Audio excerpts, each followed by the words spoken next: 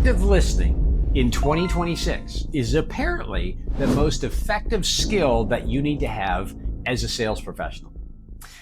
Every year we publish the Unstoppable Sales Professional Report, which is really taking a look at what are some of the challenges and struggles that sales professionals globally are facing and how are they navigating this world of sales that we're in today. Obviously, a lot has changed. Now, as this survey happens, we're constantly reaching out to our network of thousands of sales professionals, asking them questions. And a question we asked them very recently, in fact, it's not even published, it'll be in the 2026 year survey, was what is one of the most effective skills that you need as a sales professional in 2026? And we're near the beginning of the year. Here's what's interesting. There were 4 options for everybody to choose from, and of course, a comment section if they wanted to add others. There is a comment section that you can obviously add information into if you've got other techniques, but the 4 techniques we shared are number 1, active listening, number 2, being curious, number 3, being responsive, and number 4, being confident and coming off as somebody who is confident. Now, here's what's interesting. Being responsive came in at 0%. Nobody believed that was a necessary skill. Active listening came in at 70% of the vote.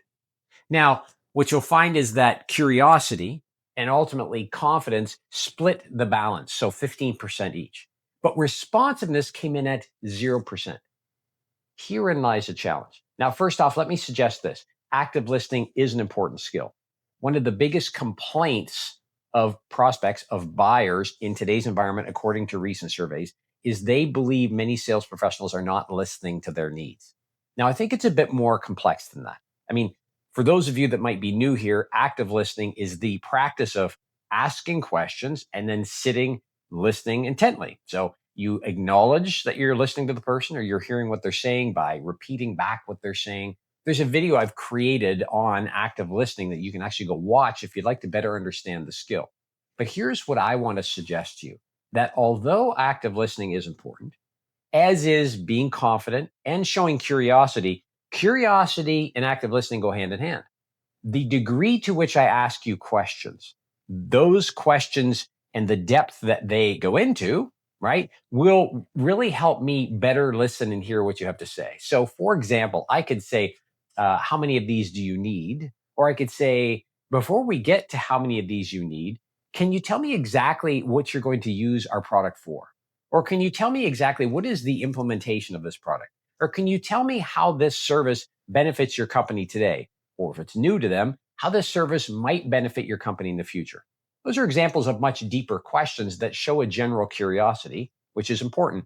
And then you use active listening to make sure that you hear what they're saying and you let them know you hear what they're saying. So you don't interrupt them, listen patiently, acknowledge, repeat back what you hear, etc. All of the active listening skills that we shared in that other video. But here's what I want to suggest. The fact that being responsive got 0% of the vote is a problem, because although active listening is important, as are the others, being responsive is being shown to be one of the most important skills that a salesperson can bring to the table. Now, let me just say this here. Depending on what you sell, that can be relevant or not. For example, if you sell to someone who only works Monday to Friday between 9 and 5, do you need to be available after hours? It depends on what you're selling and what their expectations are, but likely that's not necessarily something you really need to focus on. But I will suggest to you that even though people might work a regular day job or regular day hours, a lot of times they do their research for what they're going to buy. They read emails after hours. So if you're not being responsive, you're missing an opportunity. And here's the key for you if you're in sales. If everybody in this survey said being responsive is not that important, and you suddenly realize, you know what, it is important. It's something that I want to demonstrate. You see, that's as sales professionals what we can bring to the table. Let's be honest, you can't be an expert in every single aspect of what you sell. You want to be knowledgeable, and depending on how technical it is, right, maybe you do know everything about it. But many times what we're bringing to the table is us as people, right? Us as an individual. We're still selling to people. We're trying to build trust. We're trying to be useful, helpful, all of those things. And being responsive plays a role. There was a study I saw recently that suggested, and I'm not going to repeat the study verbatim because it was a little bit almost unbelievable, but the point I'll raise is this, that it showed that a response rate of 5 minutes versus 30 minutes had a significant impact on the ability to move the conversation forward. And in fact, it's helped build trust with prospects. The numbers were astronomical. That's why I'm not sharing it here. It sounded a little off to me. But nonetheless, I've seen other studies that say the same thing. If you can respond really quickly to a prospective client or customer, or to a customer or client who you have an opportunity to continue to sell to, then ultimately what you're doing is building in them the belief that you're available when you need, or excuse me, when they need you. What you're doing is building the fact that you're available when they need you. And that's something that's really important. So what I want to suggest is this. If active listening is something you're focused on, and I think it is for many sales professionals, you also need to make sure you focus on being responsive. Do not see your role as a 9 to 5 or an 8 to 4 type job. See your role as being somebody who is a trusted advisor that is there to advise your clients when they need you. Now, that's within reason. So, for example, if you like to take your Saturdays and you don't want to be interrupted, that's fine. Saturdays and Sundays, okay, I would suggest somewhere in there you might screen emails. And if you do need to reply to somebody, just tell them, I'll get back to you tomorrow morning. Let them know, acknowledge that you received their email. But ultimately, what you need to do is this. I'm not saying be ready 24/7 for your prospects or your clients. What I'm suggesting is you need to make sure you advise your clients of your rules relative to your availability and how they might engage with you in the event they have an emergency. So, for example, I often speak at sales conferences, sales kickoff meetings, and different events. Those speeches typically go an hour and a half, sometimes an hour, sometimes longer, depending on the situation. But about every hour and a half, there's always a break. So I tell all of my prospects and all of my clients that I will respond to you within 2 hours. Now, that response may be, hey, I'm tied up for the next couple hours, right? But at least I acknowledge. So I set rules up, right? If you need to reach me on the weekend, here's my cell phone. Contact me in case of emergencies.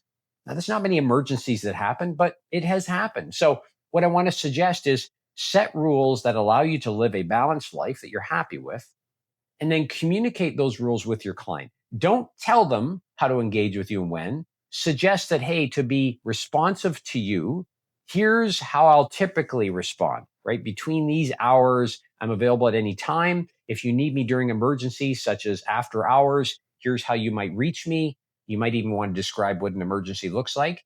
And yes, you may get the odd client or customer that abuses that. It happens to all of us, okay? But my point is, for the majority, responsiveness from sales is a critical expectation of sales professionals today. And I think based on the results of the survey, ultimately we're missing the mark. And the reason we're missing the mark is nobody suggested being responsive is a skill that they need to apply.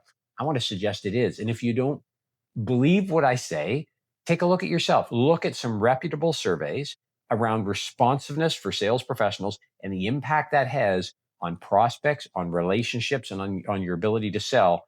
You'll be surprised at the outcomes. And responsiveness is not something that requires a lot of skill.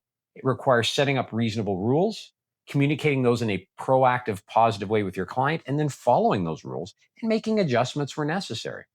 Don't dismiss a client email until Monday morning. If you have the chance to reply and say, hey, I got your email, I'll get back to you tomorrow morning. Thanks so much. That's all it often takes, so that the client knows you're available when and if they need you. Here's the last point I want to bring up. You have a competitive opportunity, as I referred to earlier, because nobody saw responsiveness as being a skill we needed to follow or practice. That means your competitors probably don't see it as important. Therefore, if you follow the simple steps I'm sharing with you, set up some basic rules that work for you, but will also be helpful to clients, communicate those as to how they can reach you and when and in what situations. Just by doing that, even if they don't use those rules, you're setting yourself apart from the competition. And that is where we want to be as an unstoppable sales professional. So, hope you've enjoyed this video. If you'd like, you can watch the next video right over here. And until next time, let's get out there and go sell something. We'll talk to you soon. Take care.